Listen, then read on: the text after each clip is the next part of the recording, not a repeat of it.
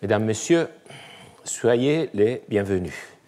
Lors l'une de nos premières séances, invité par Cicéron à regarder en ciel étoilé, à considérer la grandeur et les mouvements harmonieusement synchronisés des corps célestes, nous y avons reconnu la nature, entendue comme principe du devenir et du développement, force innée qui conduit chaque être à devenir ce qu'il est.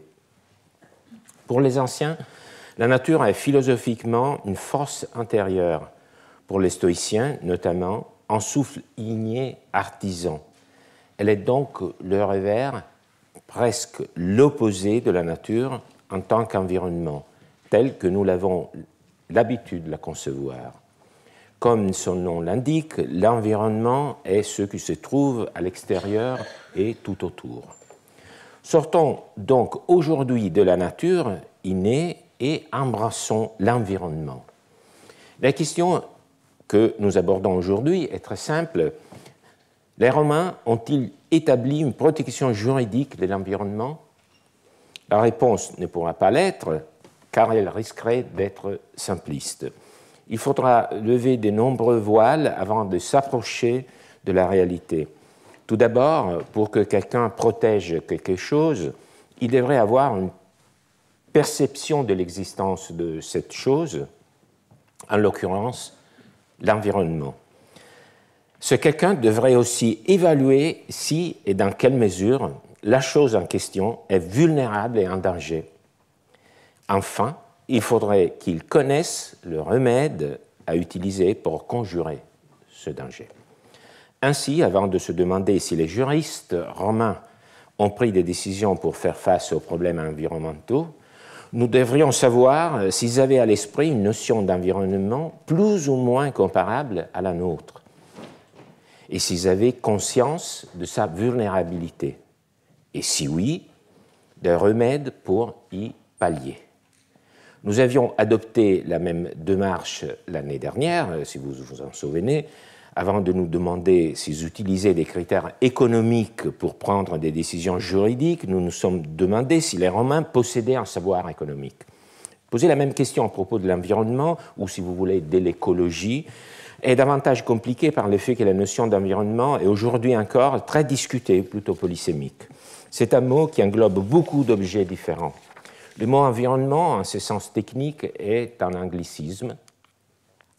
Il entre dans le vocabulaire scientifique français au cours des années 1900, prenant la relève du mot milieu ou milieu naturel. Devenu dans son acception technique le mot dominant de la fin de la Deuxième Guerre mondiale, environnement désigne l'ensemble des éléments qui constituent les cadres de vie des populations animales, végétales, humaines, dont on commençait, il y a un siècle, à maîtriser les multiples facteurs, nature chimique, physique, du sol, insolation, humidité, exposition au vent, écosystème.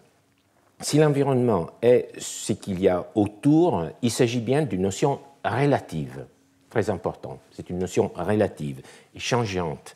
Il englobe toutes les variables ou descripteurs biotiques et abiotiques dans lesquels un organisme vit et avec lesquels il interagit tout au long de son existence. L'environnement change donc selon l'être que l'on place au milieu. On sait bien que c'est normalement l'homme qui réclame ce privilège d'être au centre dans le théâtre du monde, mais les points de vue peuvent être multipliés. Il y a autant d'environnements que d'organismes. Chacun a sa propre écosphère. Si on adopte cette perspective, un nouveau monde voit le jour. Le monde tel qu'il apparaît aux animaux eux-mêmes et non pas tel qu'il nous apparaît. Pour mieux dire, une pluralité de nouveaux mondes voient le jour tels qu'ils apparaissent à chacun des vivants. C'est l'idée notamment thématisée par Jacob von Uexküll, l'un des premiers de l'éthologie, pionnier de l'éthologie, dont on voit ici l'une de ces fameuses illustrations de l'environnement vu par l'homme et par un autre organisme, en l'occurrence un oursin. Mais même si nous nous bornons à adopter le point de vue humain, l'environnement peut prendre plusieurs acceptions, non seulement parce qu'il y a autant d'environnements que d'hommes et de femmes, et que ce n'est pas la même chose que de vivre à Paris ou à Venise, dans un désert de sable ou sur une île menacée par la montée des océans. Il y a plus que ça. Contrairement aux animaux, nous pouvons considérer notre écosphère sans nous contenter de l'inclure dans un court rayon autour de nous. Nous pouvons l'élargir globalement à l'échelle de la planète en étant de plus en plus conscients que ce sont les interactions, même à grande distance, qui sont décisives aussi pour les événements locaux, jusqu'à considérer la Terre dans son ensemble comme un être vivant intégré, Gaïa, selon tel que l'a défini le chimiste James Lovelock. Mais ce n'est pas seulement une sensation de mesure, d'échelle. La place de l'observateur, on le sait bien, ne se résume pas à une simple position dans l'espace, c'est plutôt une question de posture. Comme toujours, ce qui fait évoluer les notions, ce sont les critères et les intérêts avec lesquels on regarde le monde. La notion d'environnement change alors selon qu'on se tourne vers le monde pour le conserver ou pour le transformer, pour définir des stratégies de défense ou en vue d'exploiter les ressources. L'environnement est aussi tout simplement l'espace de nos déplacements, l'espace géographique qu'il faut représenter pour ne pas s'y égarer et qui nous oriente. En même temps, nous sommes dans l'ère de Google Maps qui a bien changé aussi notre façon d'entrer en relation avec les lieux que nous traversons. Cet inventaire, certes rapide, très incomplet, des différentes significations du mot environnement, ne peut bien évidemment faire l'économie de mentionner la dimension esthético-morale, celle qui transforme l'environnement en paysage. Les paysages deviennent alors les catalyseurs du sentiment de plaisir ou de déplaisir que suscite le monde physique. C'est ceux qui encadrent un événement de son atmosphère. Un environnement dont on apprécie les formes et les couleurs pour leur composition équilibrée et harmonieuse ou pour la singularité de leurs apparences imposantes et parfois troublantes. Mais paysage est aussi la nature remodelée par la main de l'homme. Autant de notions différentes, donc, selon les critères que l'on utilise pour définir ce que l'environnement, selon qui s'y adonne, archéologue, géographe, écologue, sociologue ou encore juriste, avec des notions souvent difficiles à distinguer les unes des autres. La question serait alors savoir quelle idée les Romains se faisaient de l'environnement. Bien sûr, les anciens ne parlaient pas de biosphère, et certains de ces façons d'apprendre le monde extérieur que nous adoptons leur étaient étrangères. Ça, c'est clair. Mais certainement pas toutes. Les Romains ont pratiqué, par exemple, la dimension géographique en s'adonnant à l'inventaire du monde, comme l'a dit Claude Nicollet. Nous voyons ici le célèbre exemple de la Tabula Peutingeriana. Le rôle saillant qui joue Rome montre que les représentations géographiques ont aussi une portée idéologique. Mais les Romains étaient aussi célèbres pour l'arpentage, la technique de la mesure des éléments géométriques des parcelles de terrain. Les arpenteurs mesuraient le monde pour le partager entre différents exploitants, donc pour mieux le dominer. Une observation s'impose ici, qui à mon sens est très importante, même si c'est très difficile à vraiment en tirer toutes les conséquences. Comme dans d'autres cas, par exemple celui de l'économie dont nous avons parlé l'année dernière, lorsque nous cherchons à savoir si les anciens avaient conscience d'un certain phénomène, il nous arrive de constater qu'ils n'avaient pas une connaissance correspondante à la nôtre. Ils n'en avaient pas une connaissance correspondante à la nôtre. Mais cela ne veut pas dire qu'ils n'avaient pas conscience des problèmes ou qu'ils ne possédaient pas des techniques. C'est que leur savoir ou leur technique était souvent, pas tout le temps, mais souvent organisé différemment, parfois divisé en différents champs qui ne recoupent pas les nôtres. Donc nous cherchons directement un champ qui correspond à notre division du savoir, on ne le retrouve pas, on se dit mais les anciens n'avaient pas conscience de ces phénomènes. Non, c'est que les anciens organisaient leur connaissance et conscience aussi d'un phénomène de façon différente. Donc, s'ils ne connaissaient certainement pas l'écologie en tant que telle, ils connaissaient en revanche l'agriculture, qu'ils ont théorisée dans des traités de Re Rustica, et qui contient beaucoup d'éléments que nous ferions rentrer dans l'écologie. Quant à l'arpentage, la mensuration, la subdivision du territoire, il s'effectuait dans le monde romain en prenant en compte la dynamique écologique, pour ainsi dire, du milieu concerné. En témoigne le fait que les traces de la centuriation romaine dans l'Empire sont très variées d'un lieu à l'autre, justement pour permettre une gestion écologique de l'agriculture et de l'adapter aux différents endroits. Donc ici, vous voyez, c'est une illustration d'un traité d'Hygiène l'Arpenteur. Vous voyez les éléments physiques, mais aussi anthropiques. Et vous voyez la centuriation avec le mot assignatio nova, c'est-à-dire c'est une assignation, attribution de parcelles de terre aux habitants du territoire, avec des éléments aussi naturels et humains. Donc, vous voyez qu'il y avait une technique, dont nous voyons ici quelques repères, pour se rapporter au monde et de façon très informée. Donc, il existe des opérations pratiques des Romains qui présupposent certainement des connaissances théoriques, même si elles ne sont pas présentées de manière similaire à la nôtre. Quant au paysage, question de savoir si et dans quelle mesure les Romains avaient une conscience paysagère est débattue. L'application de cette notion aux représentations antiques a été contestée. L'apparition d'une pensée paysagère serait liée à l'invention de la perspective, ou plus exactement aux nouvelles structures de la perception qu'introduit la perspective, qui a rendu les objets visibles dans l'espace. Donc la perspective a rendu les objets visibles dans l'espace.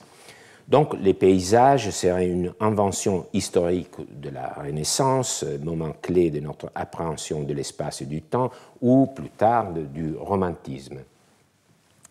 Alors, il n'est pas possible d'entrer ici dans cette discussion sur laquelle il existe de nombreuses et importantes contributions, notamment en français, par exemple d'Agnès Rouvray, Anne Coquelin, Augustin Berck, Gérard Choquet. Une chose est sûre, les Romains avaient la notion de locus amenus, une expression signifiant littéralement lieu amène ou lieu idyllique. Il s'agit d'un topos à la fois iconographique et littéraire qui se présente normalement sous la forme d'un coin de nature beau, ombragé. Il contient au moins un arbre ou plusieurs, un pré, une source ou un ruisseau. On peut parfois y ajouter les chants des oiseaux rares, et des fleurs. Les descriptions les plus riches incluent également une douce brise. Nous en voyons ici une représentation iconographique, une fresque de la villa de la femme d'Auguste, Livia.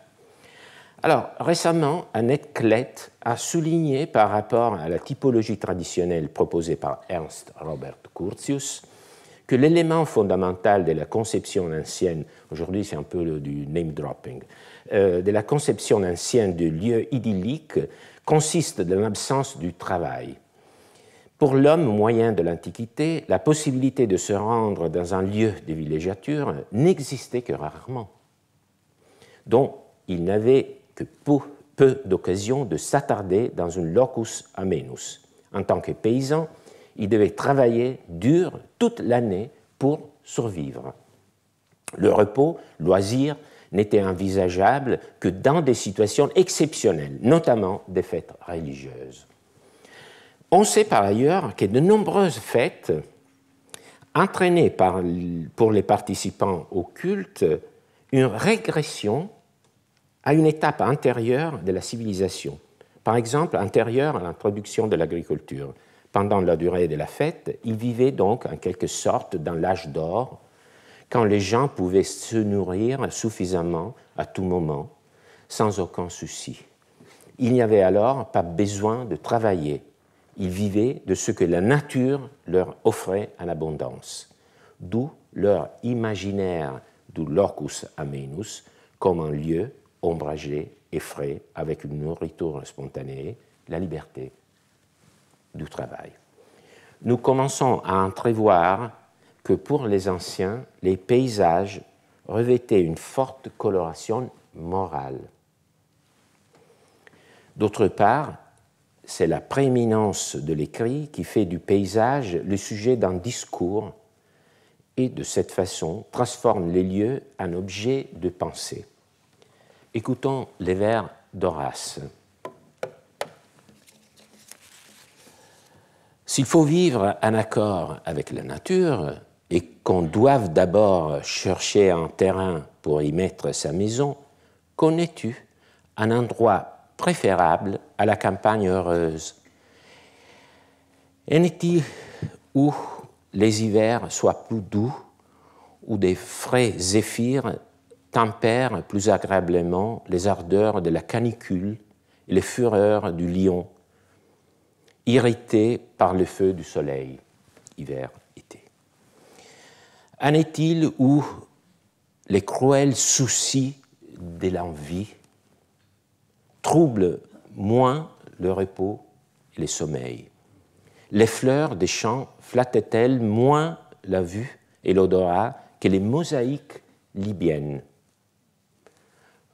On commence à entrer dans la ville. L'eau qui, dans nos villes, s'efforce de rompre les canaux de plomb où elle est emprisonnée, est-elle plus fraîche et plus pure que celle qui suit avec un doux murmure la pente naturelle d'un ruisseau? Horace a, comme on le sait, élaboré une version particulière du paysage en relation directe avec le thème du choix de vie sapientielle à travers le motif de l'angulus, du coin. L'angulus, espace choisi pour s'éloigner du monde, représente l'antidote à l'angoisse existentielle. Et donc, pour embrasser une forme de vie méditative dont parle de façon aussi empathique le beau roman L'homme sans larmes de Pascal Rose.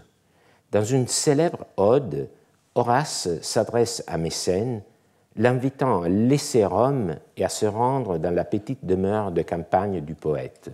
Arrache-toi à ceux qui te retiennent et cesse de n'avoir toujours sur l'humide Tibur, sur Effula et ses champs vallonnés qu'une vue de loin, et sur les sommets du parricide Télégone.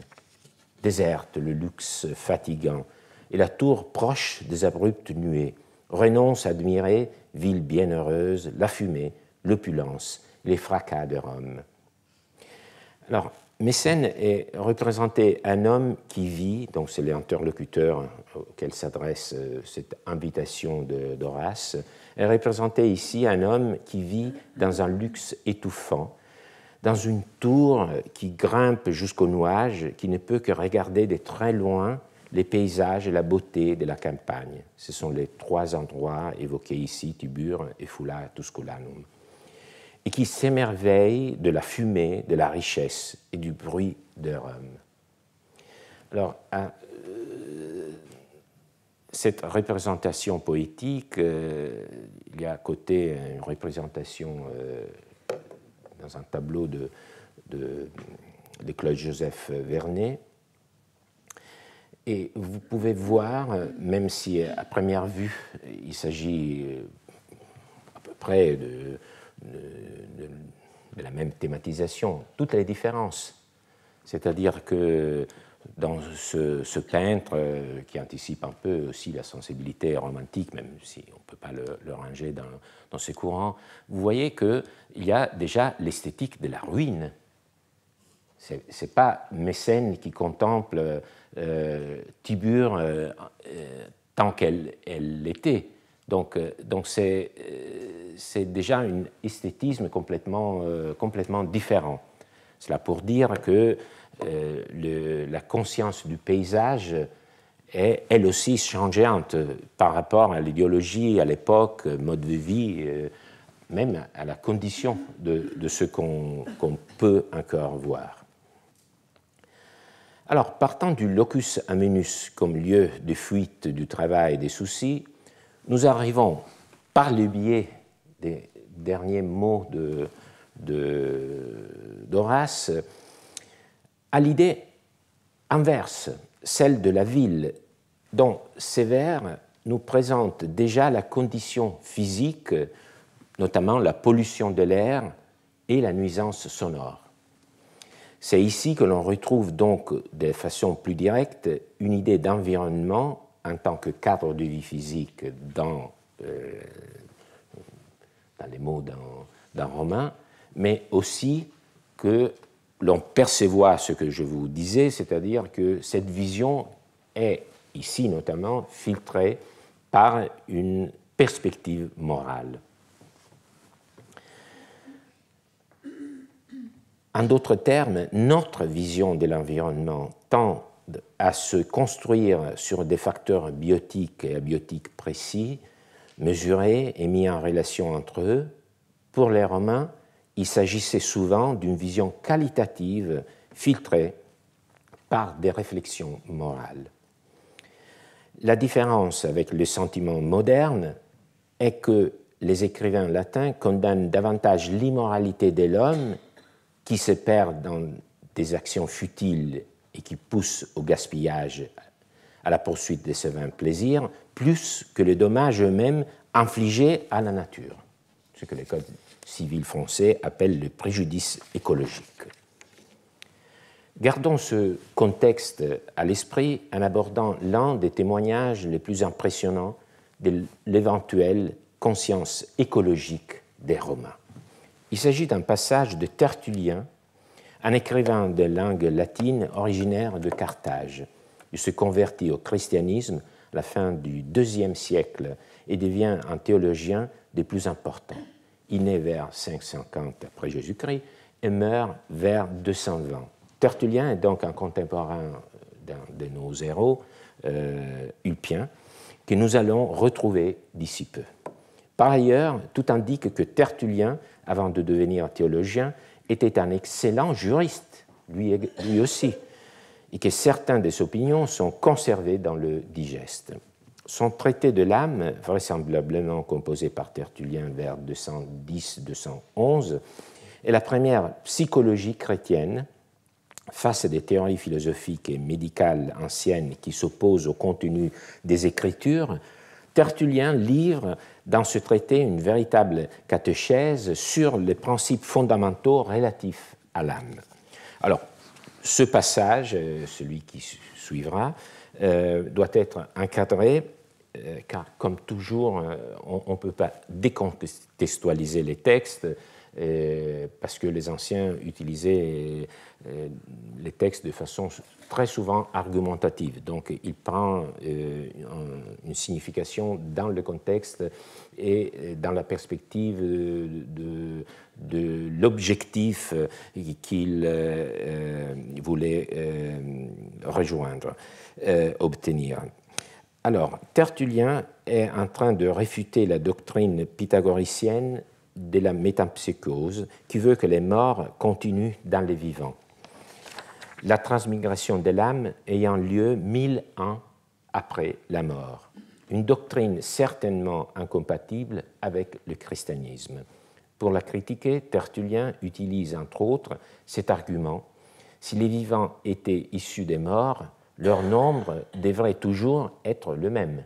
Donc si les vivants sont tour à tour substitués par ceux qui étaient disparus, le nombre devait être toujours le même, de génération en génération. Pour réfuter donc cette hypothèse particulière, il montre qu'au contraire, le nombre d'hommes a toujours augmenté, c'est-à-dire qu'il y a eu un développement démographique.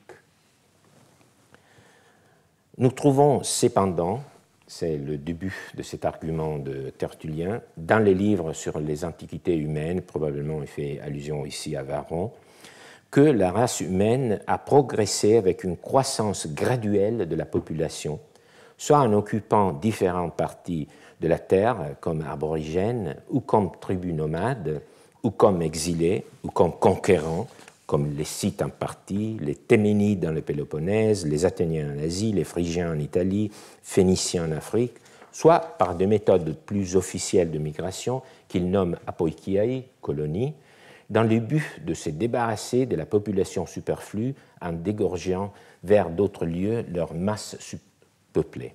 Les aborigènes restent, donc les autochtones restent encore dans leurs anciennes colonies et ont également enrichi d'autres districts avec les empreintes de populations encore plus importantes. Il est évident, si l'on observe la planète elle-même, qu'elle devient chaque jour mieux cultivée, plus peuplée qu'autrefois. Tout est accessible, tout est connu, tout est travaillé. Des domaines ruraux très agréables ont fait reculer des déserts célèbres. Les sillons ont dompté les forêts, les troupeaux ont mis en fuite les bêtes sauvages, les étendues de sable sont ensemencées, on ouvre les rochers, on assèche les marécages. Il existe plus de villes qu'il n'y avait jadis de maisons. Ni les îles, ni les récifs n'inspirent plus d'effroi. Partout des habitations, partout des peuples, partout des cités, partout la vie. Les témoignages décisifs de l'accroissement du genre humain est que nous sommes un fardeau pour le monde, dit Tertullien. À peine si les éléments nous suffisent, les nécessités deviennent plus pressantes. Cette plainte est dans toutes les bouches. La nature n'est plus à même de nous soutenir. Il est bien vrai que les pestes, les famines, les guerres, les gouffres qui ensevelissent les cités doivent être regardés comme un remède, espèce de tonte pour les accroissements du genre humain.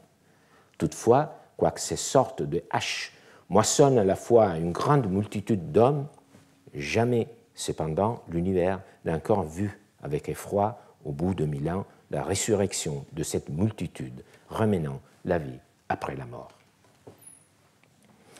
Alors, Tertullien décrit ici un triple processus.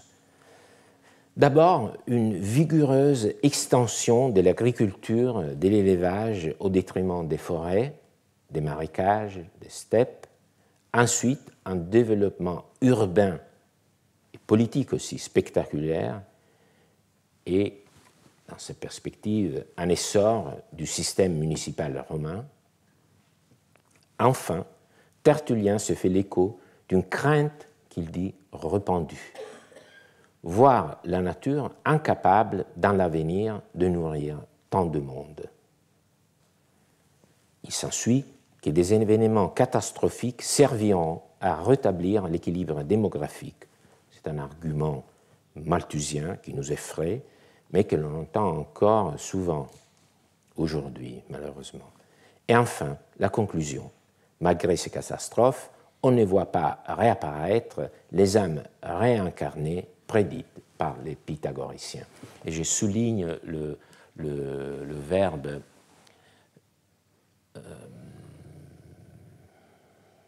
la nature n'est plus à même de nous soutenir, qu'on retrouve ici dumiam nos natura non sustinet. C'est un verbe qui veut dire bien évidemment soutenir, mais qui revient même dans, disons, le lexique de l'écologie, le développement soutenable. On doit certes faire encore ici la part de l'exagération rhétorique, d'une reprise de lieux communs. Il reste, comme l'avait noté Jean Gascou, que les considérations de Tertullien rappellent fortement les préoccupations actuelles sur la finitude des ressources et la consommation des terres, sur l'anthroposisation excessive.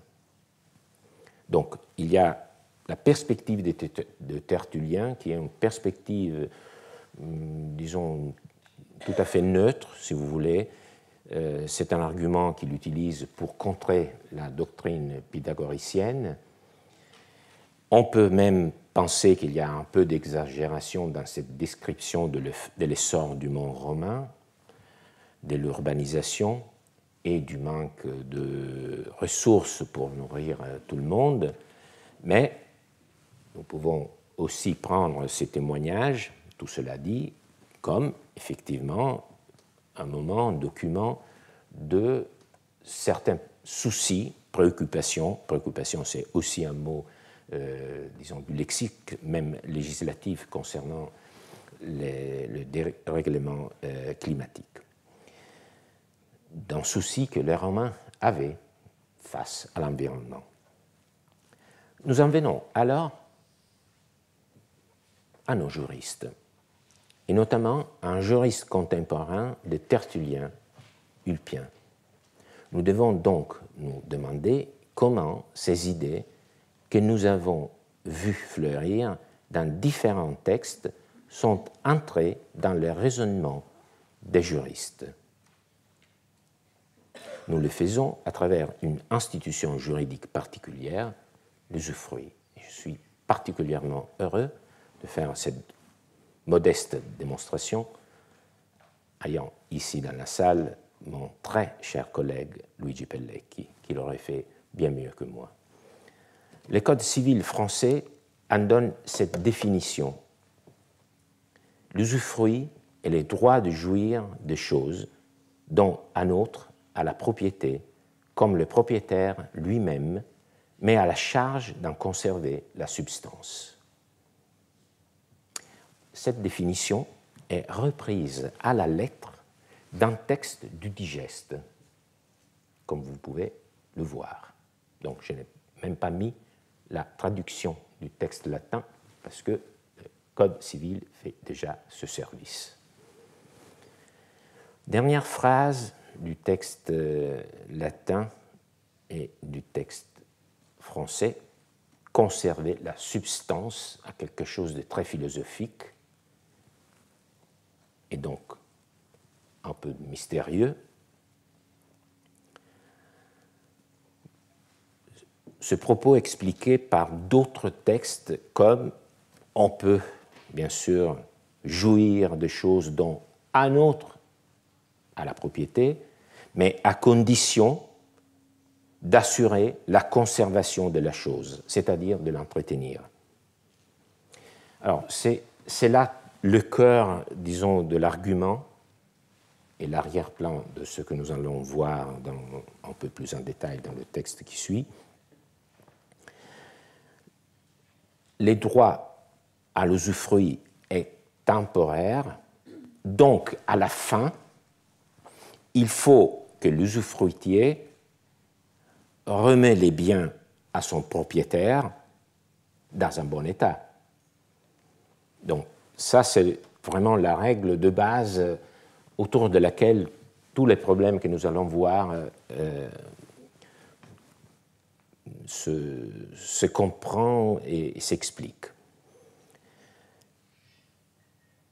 Prenons ce texte d'Ulpien. Si l'on a légué l'usufruit d'une terre, tous les fruits qui en naissent appartiennent à l'usufruitier, ainsi que tous ceux que l'on peut en percevoir, de manière cependant qu'il en jouisse un nom de bien. De fait, Cels, notre juriste, écrit au livre 18 de son digeste qu'on peut même le forcer à bien cultiver les terres. Alors, nous arrêtons ici. Vous voyez, il y a une définition.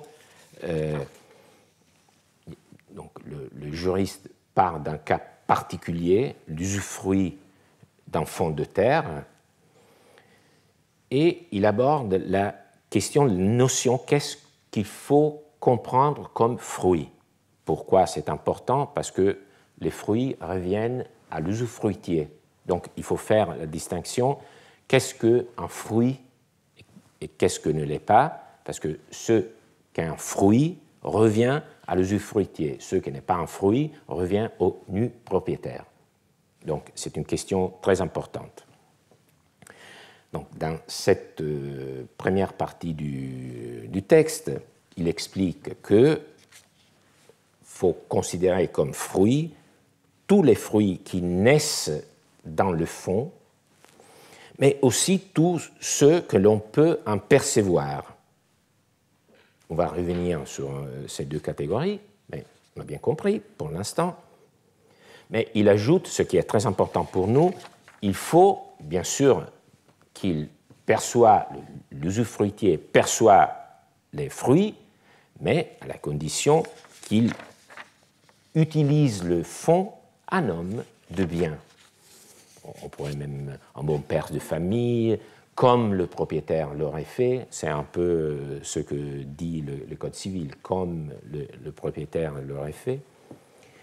Et ici, à la fin de cette définition, Ulpien, en évoquant l'opinion d'un autre juriste, écrit que si l'usufruitier ne cultive pas le fond, on peut l'obliger à le faire. Parce que le fait, on pourrait se dire, mais bon, on peut, ça c'est pas un dommage pour le nu propriétaire, c'est un dommage surtout pour l'usufruitier qui ne peut pas percevoir des fruits parce qu'il ne cultive pas. Mais non, c'est un dommage aussi pour le nu propriétaire parce que ne pas cultiver, ne pas entretenir le fond est un dommage qui se répercute sur disons, la fertilité du fond et sa rentabilité au moment où le fond sera restitué, livré en retour au nu propriétaire. Donc nous avons bien compris qu'il y a un problème de bon usage de la chose dont l'usufruitier est titulaire en tant que titulaire du droit d'usufruit. Et le texte d'Ulpien se poursuit en disant « S'il y a des abeilles dans ce fond de terre, il est titulaire de l'usufruit sur les abeilles. » Donc l'usufruitier est aussi titulaire de l'usufruit sur les abeilles. Donc il peut en percevoir le miel. S'il y a des carrières de pierre, des craies ou des sables, Sabinus dit que l'usufruitier pourra s'en servir, un bon père de famille. Je suis, dit Ulpien, aussi de ce sentiment. Vous voyez ce dialogue à distance. Sabin était un juriste qui vivait entre 2 siècles et un siècle et demi avant Ulpien. Mais c'est comme un dialogue entre personnes qui se connaissent. Si on a trouvé quelques mines après le legs de l'usufruit, elles sont aussi comprises dans le legs parce qu'on a légué l'usufruit de toute la terre et non pas seulement de la superficie. Alors, après la définition des exemples, qu'est-ce qu'est un fruit? Apparemment, il s'agit d'exemples qui n'ont pas de lieu entre eux. Mais si l'on réfléchit, l'agencement de ce texte est très astucieux. D'abord, sont évoqués les fruits normaux dans la définition, ce qui naît du fond de lui-même. Après, on peut s'imaginer la récolte des céréales, par exemple. Ensuite, sont évoqués les revenus, ce qu'on peut en percevoir, en tirer. Imaginez que vous donniez le fonds que vous avez en usufruit, vous le donnez en location, ce que vous en retirez est aussi considéré comme étant des fruits. Puis, on passe aux abeilles, élevées dans des ruches.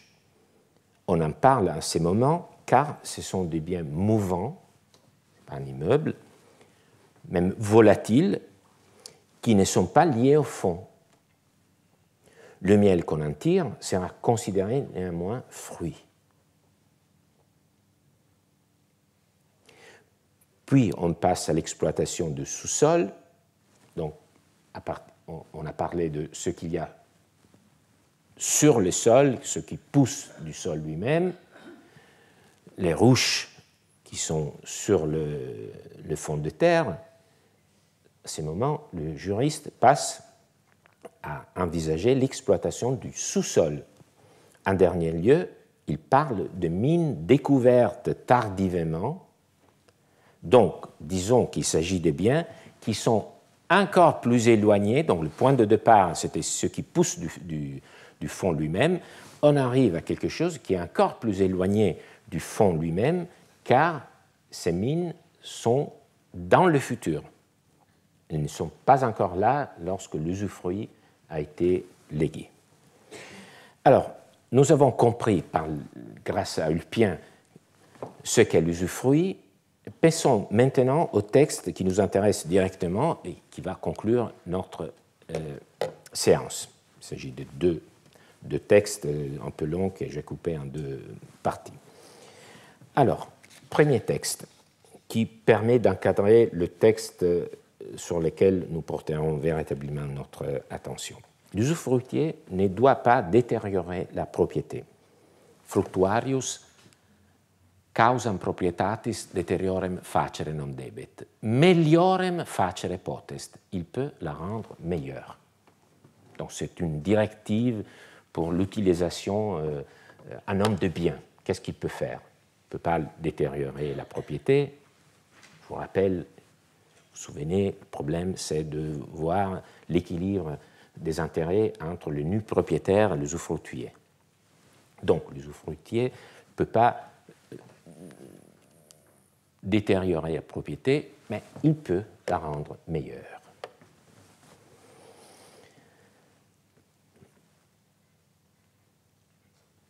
Si on lui a légué l'usufruit d'une terre, d'un champ agricole, il ne peut ni couper les arbres fructueux, ni détruire la maison, ni rien faire qui soit préjudiciable à la propriété. Si en revanche il s'agit d'un terrain de pur agrément qui contient des bosquets, des allées ou des promenades défendues contre les ardeurs du soleil par des arbres qui procurent un ombrage agréable sans rapporter des fruits, il s'agit, vous voyez bien, d'un paysage dépeint par un juriste romain. C'est le même, même si avec plus de sobriété, il nous présente le même paysage que Horace avait portraité, esquissé. Donc, il y a une sorte de contraposition dans ce texte entre un champ qui est exploité de façon, disons, économiquement rentable, et un terrain que, comme le dit cette traduction, a une destination de pur agrément. C'est un locus amenus, ce champ. Alors, qu'est-ce qu'il peut faire? Est-ce qu'il peut détruire les aménagements de pur loisir? Non, il ne pourra pas les détruire pour mettre à la place, par exemple, un jardin potager ou quelque autre chose qui produise du revenu. Alors, je pense que c'est intéressant, pas seulement parce qu'il y a cette, disons, ce petit tableau idyllique enchâssé dans un texte juridique, mais je pense que c'est très intéressant parce qu'on voit ici peut-être une démentie à une vision trop simpliste de ce qu'il y a de sous-jacent à ce texte et au texte raisonnant du juriste romain. Ce n'est pas un intérêt purement économique qui est en jeu ici. Parce qu'on ne peut pas détruire l'aménagement de pur loisir pour rendre plus rentable l'exploitation. Alors, quel est le critère qu'il faut suivre? Quel est le critère dominant? Quel est le critère de cette décision? C'est la volonté du propriétaire. Car le propriétaire, le nu propriétaire, c'est-à-dire celui qui a légué le bien et ensuite son successeur, l'héritier. Donc la destination donnée à ce fonds doit être gardée avant qu'il ne soit pas mot d'un critère économique. Ce texte présente comme critère décisif la volonté du nu propriétaire.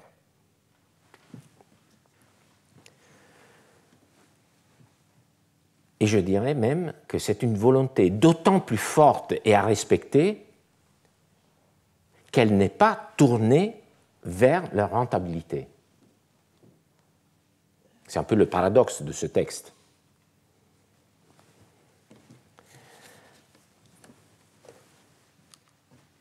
Et voici le texte auquel nous arrivons après ce voyage à travers beaucoup de paysages différents. C'est toujours le même juriste, même si dans un autre, c'est le même contexte, mais dans une autre partie de son texte. Par conséquent, il a été demandé si l'usufruitier pouvait lui-même. Alors, je me permets de vous souligner le fait qu'il commence en disant « par conséquent ». Alors, c'est comme dire que cette question découle de ce qu'il vient de dire. Donc, il a d'abord posé, ameublé le décor, et il nous a donné les éléments pour répondre. Donc, maintenant, nous allons lire le texte, mais en principe, nous devrions déjà connaître la réponse, pouvoir raisonner en juriste romain. Par conséquent, il a été demandé si l'usufruitier pouvait lui-même ouvrir des carrières pour en tirer des pierres. Est-ce que ça représente une amélioration, une détérioration du fond? C'est ça la question, parce que le principe était bien mis en exergue. Est-ce qu'il peut ouvrir des carrières pour en tirer des pierres, de la craie ou du sable? Je pense qu'il peut lui-même, c'est Ulpien qui répond, je pense qu'il peut lui-même faire creuser la terre dans cette intention, pourvu que ce ne soit pas dans un endroit du champ qui serait nécessaire de conserver dans l'état où il se trouve.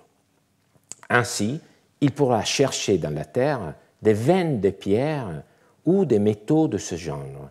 Il pourra donc exploiter des mines d'or, d'argent, de soufre, de cuivre, de fer et autres que le père de famille, c'est-à-dire le nu propriétaire, aurait ouvertes ou en ouvrir lui-même, pourvu qu'il ne nuise pas à l'agriculture, et si les fouilles qu'il aura ouvertes lui procurent un revenu plus considérable que celui qu'il retirait des vignes, des arbrisseaux ou des oliviers qui s'est trouvé plantés, il pourra peut-être arriver à les déplanter puisqu'il lui est permis de rendre la propriété meilleure.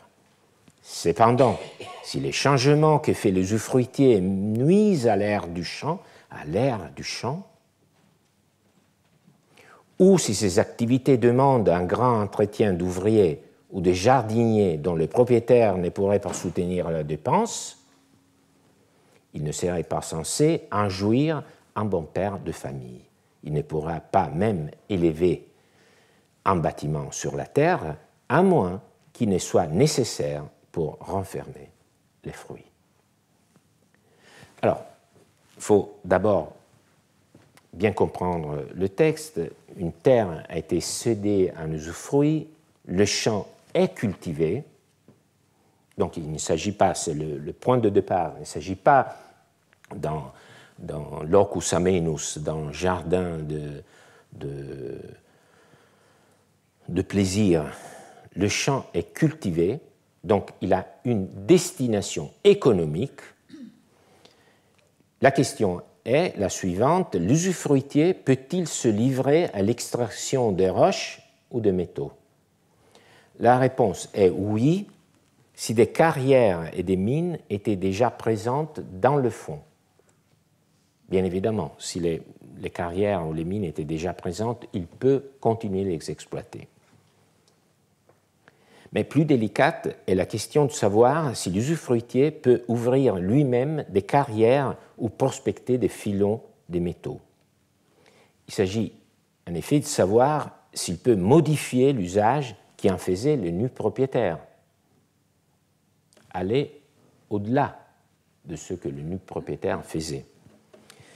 La réponse d'Ulpien reste cependant positive. L'usufruitier peut ouvrir des exploitations du sous-sol. Après tout, c'est ça le raisonnement du juriste, l'usufruit est le droit de jouir d'une chose dont un autre a la propriété. Il s'agit donc d'une manière fructueuse d'utiliser les fonds.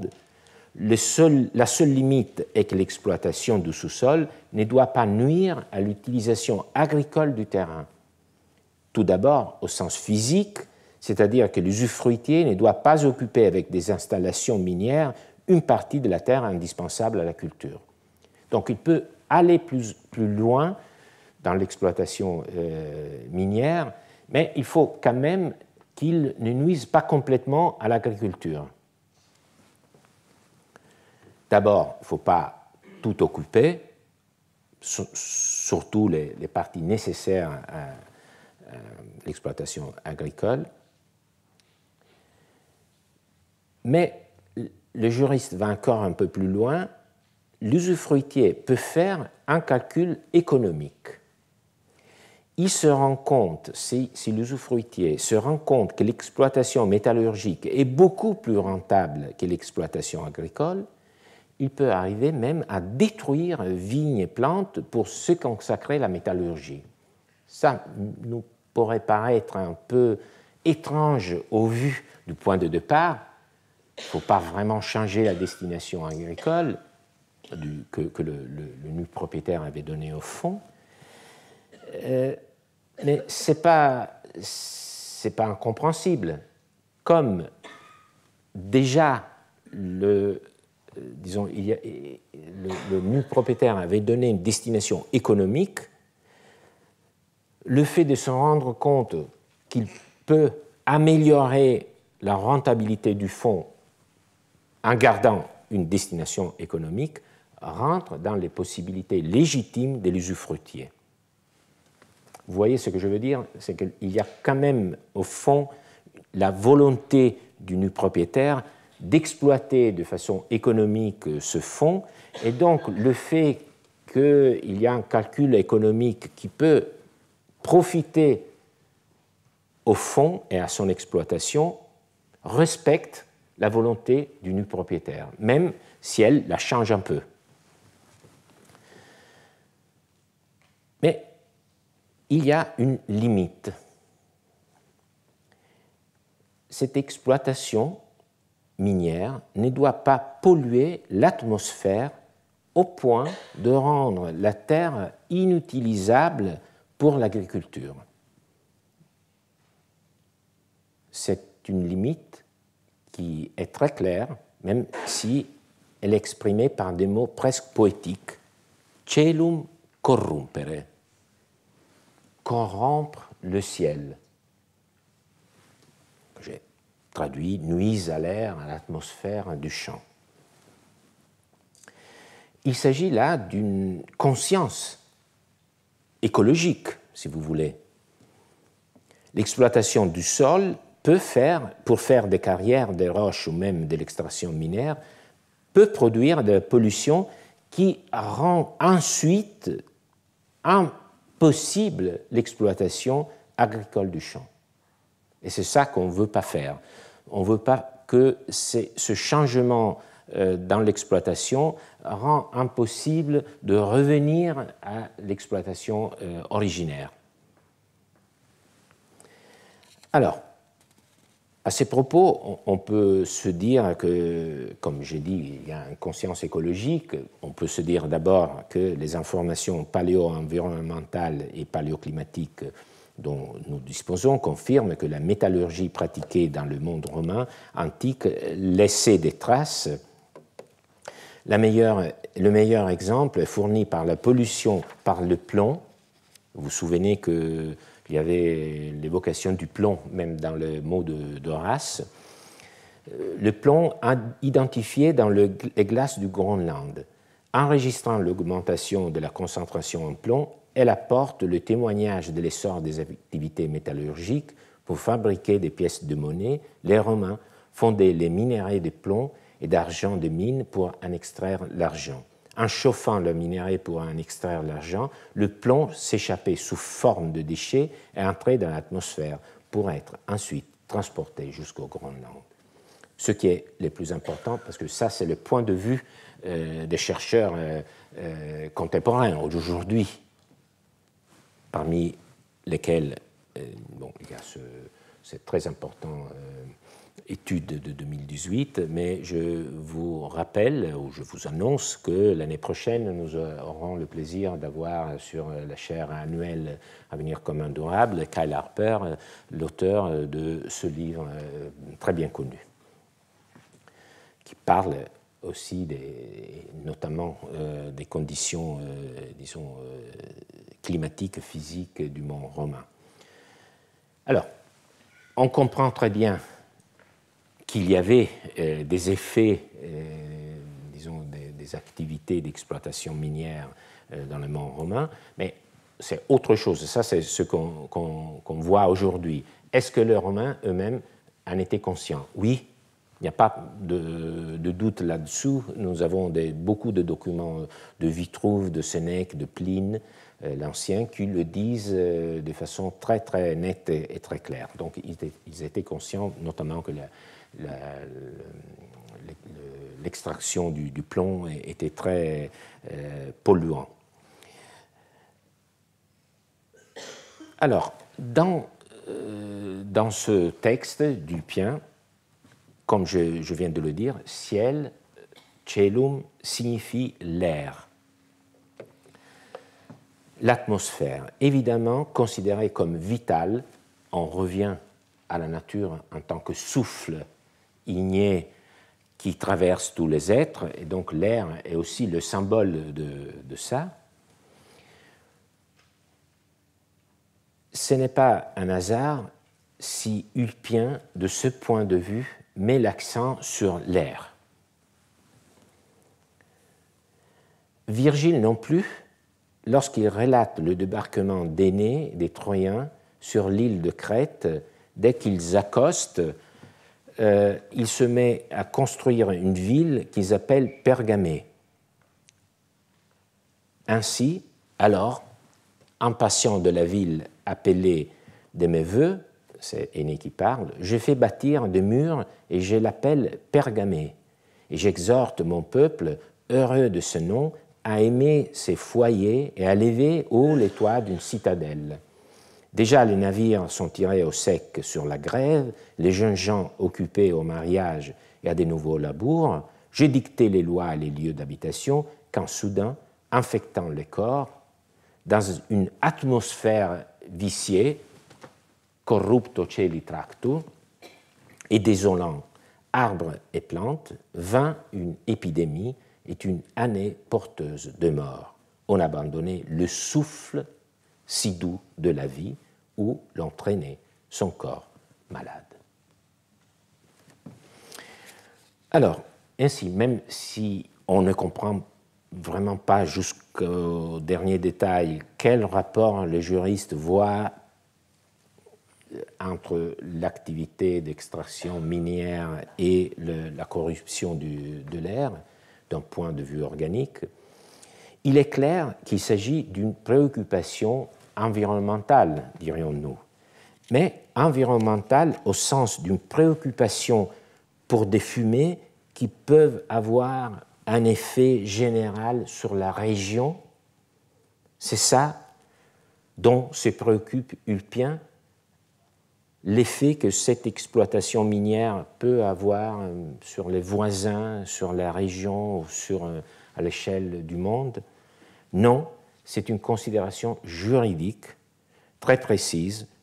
Tout se passe dans la relation entre l'usufruitier et les nus propriétaires. Ce qu'il faut éviter, c'est que l'utilisation temporaire permise à l'usufruitier cause un dommage au propriétaire, qui récupérera son champ en mauvais état, de sorte qu'il ne soit plus exploitable pour l'agriculture. Il n'y a pas de préoccupation générale pour l'environnement dans son ensemble. Cela est confirmé par ce qui suit, où il est dit que l'usufruitier, dans cette reconversion du fonds de l'agriculture à l'exploitation minière, rencontre une autre limitation. L'activité minière ne doit pas être d'un type tel qu'elle nécessite un grand investissement. C'est la dernière partie du texte. On dit, il ne faut pas que ça soit polluant, mais il ne faut même pas que ça engage un grand capital, en particulier en termes de nombre de travailleurs. Dans les cas contraires, lorsque le nu propriétaire recevra les terrains convertis en site minier, il peut se trouver dans l'incapacité économique de le faire vivre. Notez le verbe sustinio, qui est le même que celui utilisé dans le passage de Tertullien sur la nature qui ne peut plus supporter le poids des hommes. Alors, en fin de compte, oui, les juristes étaient conscients que les activités industrielles pouvaient causer des dommages à l'environnement, mais ils ne s'en préoccupaient que dans une dimension individuelle, la défense des biens contre les dommages, et non dans une perspective générale pour la santé publique. Le critère fondamental, c'est la volonté du propriétaire. Ensuite, c'est son patrimoine. Donc, d'abord la volonté, on l'avait vu dans la première partie du texte, ensuite son patrimoine. On pourrait cependant faire valoir que dans ce cas, et dans d'autres que l'on pourrait citer, il y a bien d'autres textes qu'on pourrait citer, cette protection parcellaire pouvait bénéficier à tout le monde, ou à un certain nombre. Et c'est en partie vrai, et c'est ce que les juristes aussi parfois font valoir. On pourrait en somme croire que nous sommes face à un autre modèle de protection de l'environnement, non pas collectif, mais qui tire parti de l'intérêt de chacun et qui se traduit par un intérêt collectif. Mais on voit bien dans ce cas que la protection de l'environnement est plus un accident de parcours qu'un véritable objectif. Si les champs n'étaient pas l'objet d'usufruit et qu'il était dans la jouissance de son propriétaire, celui-ci aurait pu le transformer en site minier, même polluant, sans limitation aucune, ou presque. Comprenez ? Le juriste a été sollicité par un problème non pas environnemental, mais juridique, le rapport entre l'usufruitier et le nu propriétaire. C'est dans ce contexte qu'il faut comprendre l'attitude des juristes romains vers l'environnement. Nous revenons ainsi à notre point de départ. Nous nous sommes interrogés sur l'idée que les Romains se faisaient de l'environnement et du paysage. Nous avons vu qu'ils n'étaient pas dépourvus de savoir liés à l'environnement, mais que ces savoirs étaient organisés différemment des nôtres, non pas en connaissance écologique globale, mais plutôt en observation morale. Alors, il me semble que les juristes, eux aussi, répondent de la même manière. La protection de l'environnement ne se fait que de manière morcelée, secondaire, presque accidentale. Et elle est encastrée, c'est ça surtout, elle est encastrée, incorporée dans la protection de la volonté du sujet juridique de ses intérêts économiques. Cela ne me semble pas devoir être reproché aux Romains.